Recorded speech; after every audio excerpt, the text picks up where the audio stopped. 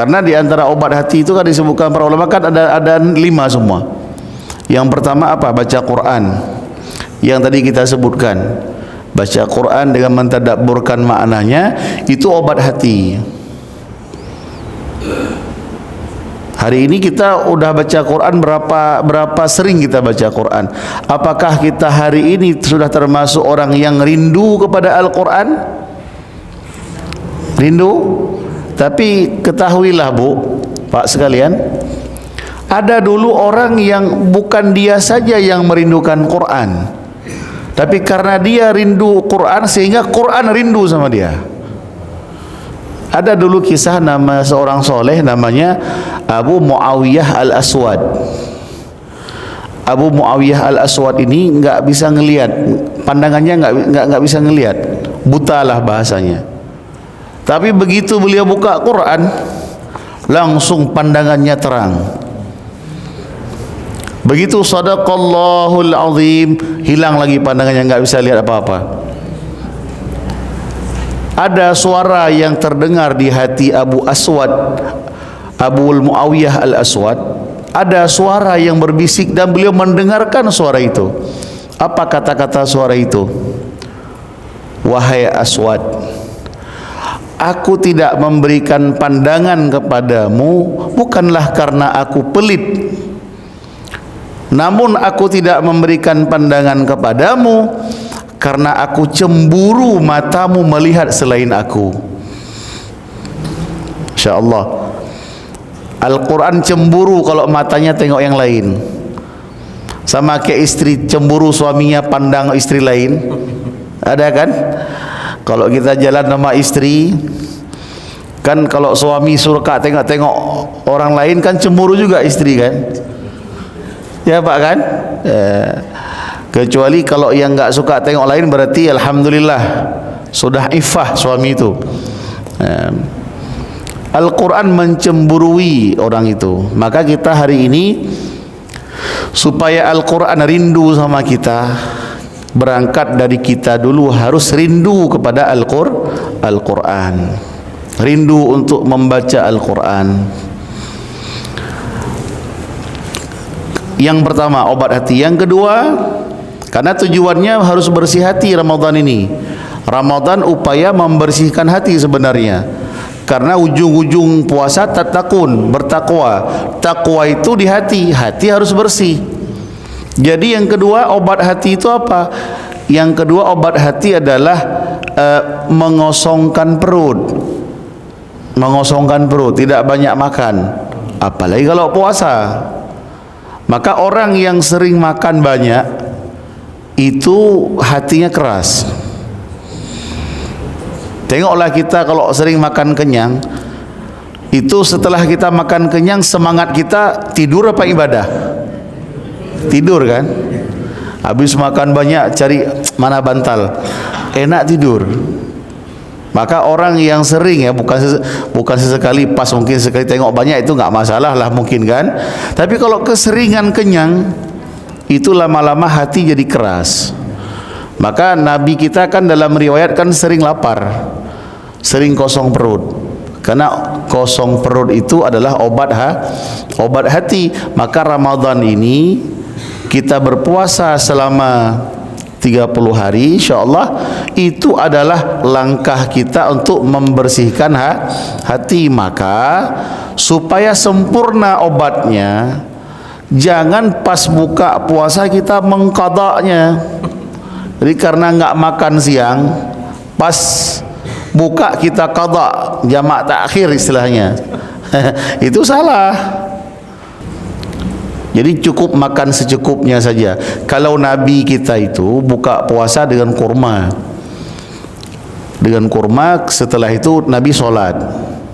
Jadi kita dianjurkan membuka puasa itu dengan kurma. Dan jumlahnya berapa banyak kita makan? Bilangannya ganjil, 1 atau 3 atau 5 lah. Nah, kemudian kita sholat. Kalaupun nanti setelah sholat kita makan lagi, boleh silahkan, tapi jangan sampai kekenyangan. Berapa ukurannya Ustaz? Ukurannya itu lambung kita ini kita bagi tiga. Sepertiga untuk makanan, sepertiga untuk minuman, kosongkan sepertiga. Sepertiga masih kosong untuk udara. Ini mohon maaf, mungkin yang senang-senang makan banyak, mohon maaf ya. Bukan menyindir siapa-siapa ini. Kita menyampaikan apa adanya supaya hati kita lebih cepat bersih. Ya. Kemudian yang ketiga, obat hati yang ketiga, supaya Ramadan nanti betul-betul mendapatkan hati yang bersih, sehingga selesai Ramadan kita mendapatkan titel la'allakum tattaqun. Takwa itu di hati. Apa yang ketiga? Yang ketiga itu qiyamul lail, ibadah di waktu malam. Ibadah di waktu malam. Maka malam sebelum kita tidur, dan enggak mesti Ramadan sebenarnya, kita yang capek bekerja di siang hari, dari pagi kita udah bekerja, malamnya laksanakan ibadah. Minimal salat berjamaah isya lah. Minimal isya berjamaah. Kemudian setelah isya, kalau kita mau langsung tidur, jangan kita tidur sebelum membaca Al-Quran. Dan disunnahkan sebenarnya sebelum tidur itu membaca surah Al-Muluk. Sebelum Al-Muluk baca ayat kursi, ya, ayat kursi, wa ilahukum ilahu wahid sampai selesai. Kemudian setelah itu baca akhir surat Al-Baqarah,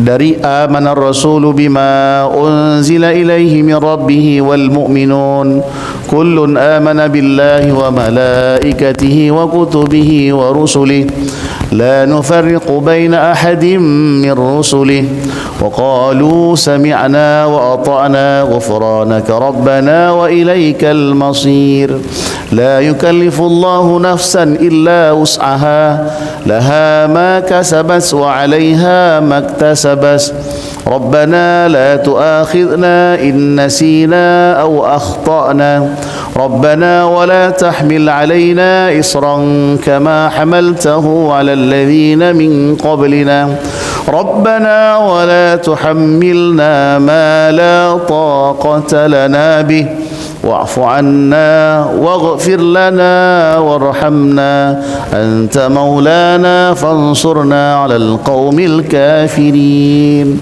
Itu baca. Setelah itu apa? Al-Ikhlas sekali, qul a'udzu birabbil falaq satu kali, qul a'udzu birabbin nas satu kali, tutup dengan Al-Muluk. Itu biasanya orang yang susah tidur pun itu pasti bisa tidur. Kalau bapak susah tidur, entah karena banyak utang atau apalah, nggak tahu kan, tagihan lagi ini, tagihan lagi kan, udah datang tanggal ini, nggak bisa tidur. Biar insya Allah kalau baca itu memudahkan kita tidur. Dan tidur kita itu dicatat, itu disebutkan dalam kitab Bidayatul Hidayah karena Imam Al-Ghazali, dicatat pada malam itu kita tidur pahalanya seperti orang yang sedang sholat. Sebelum tidur ambil wudu, baca yang tadi. Apa yang tadi? Yang pertama ayat kursi, yang kedua akhir surah Al-Baqarah, yang ketiga qul huwallahu ahad, keempat qul a'udzu birabbil falaq, kelima qul a'udzu birabbin nas, terakhir Al-Muluk. Baca itu.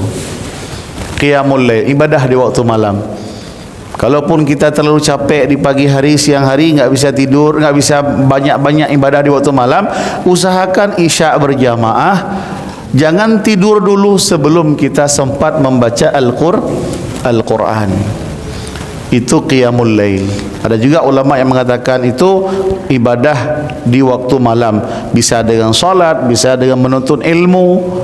Ya, kalau kita ada pengajian, datang pengajian, itu ibadah juga. Kemudian yang kedua, yang ketiga tadi ibadah di waktu malam. Yang keempat, tadarru' inda sahur.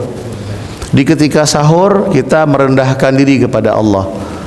Maka sebelum sahur kita sudah hadir untuk melaksanakan ibadah kepada Allah.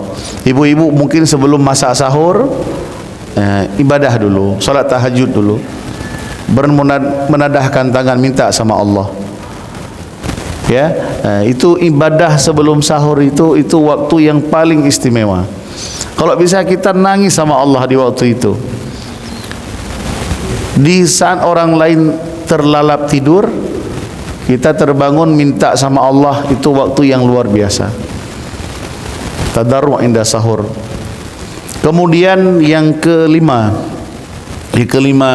obat hati yang juga paling bagus adalah mujalasatus salihin. Bersahabat, duduk-duduk, berkawan dengan orang-orang yang soleh. Ini penting. Ini kita coba cek masing-masing kita punya enggak sahabat orang soleh. Sahabat kita orang soleh atau orang solehah ada enggak? Ini harus ada. Ini obat. Ini obat bagi kita. Siapa di antara ciri-ciri orang soleh itu? Orang soleh itu, Bu, ciri-cirinya di antara lain man zakkarakumullah ru'yatuh. Yang pertama, kalau engkau melihat dia, lihat wajahnya, engkau jadi diingatkan kepada Allah. Kalau kita tengok orang soleh, kita jadi ingat Allah, kita jadi sadar gitu. Kalau ada kawan-kawan kita yang begitu, nah itu orang soleh itu. Kan juga ada kadang-kadang juga kadang-kadang orang pas kita tengok kita jadi takut. Kenapa kok takut? Utang masih belum terbayar. Takut juga kita kan. Tapi ada orang kalau kita pandang wajahnya kita jadi ingat kepada Allah, karena wajahnya punya aura yang positif. Kita jadi ingat kepada Allah. Yang kedua ciri orang soleh itu adalah kita bisa nambah ilmu, mantiquh, ya. Kita bisa menambah ilmu dengan ucapannya, nasihatnya. Setiap dia ngomong kita membuat nambah ilmu. Ini ciri orang soleh. Yang ketiga, kita jadi lebih cinta kepada akhirat dengan melihat amal perbuatannya. Kita lihat kebiasaannya sehari-hari, kita jadi sadar dan lebih cinta kepada hari akhirat karena dia suka berderma, suka ibadah dan sebagainya. Ini ciri-ciri orang soleh. Jadi duduk dengan orang soleh itu obat hati. Maka kita harus punya kawan orang soleh. Dan di antara kelebihan lain kita punya sahabat orang soleh, hati kita ini bisa selalu berbaik sangka sama orang. Kalau kita berteman sama orang-orang baik, maka hati kita akan selalu berprasangka baik kepada orang. Bahkan kepada orang yang tidak baik pun kita akan mencoba untuk berprasangka baik. Tapi kalau kita duduk bersahabat sama orang-orang tidak baik, hati kita pun rusak. Dan akhirnya apa? Kita akan berprasangka tidak baik kepada orang. Bahkan kepada orang baik pun kita bisa berprasangka tidak baik akibat teman. Maka circle ini penting. Perlu kita punya sahabat, punya teman orang-orang baik.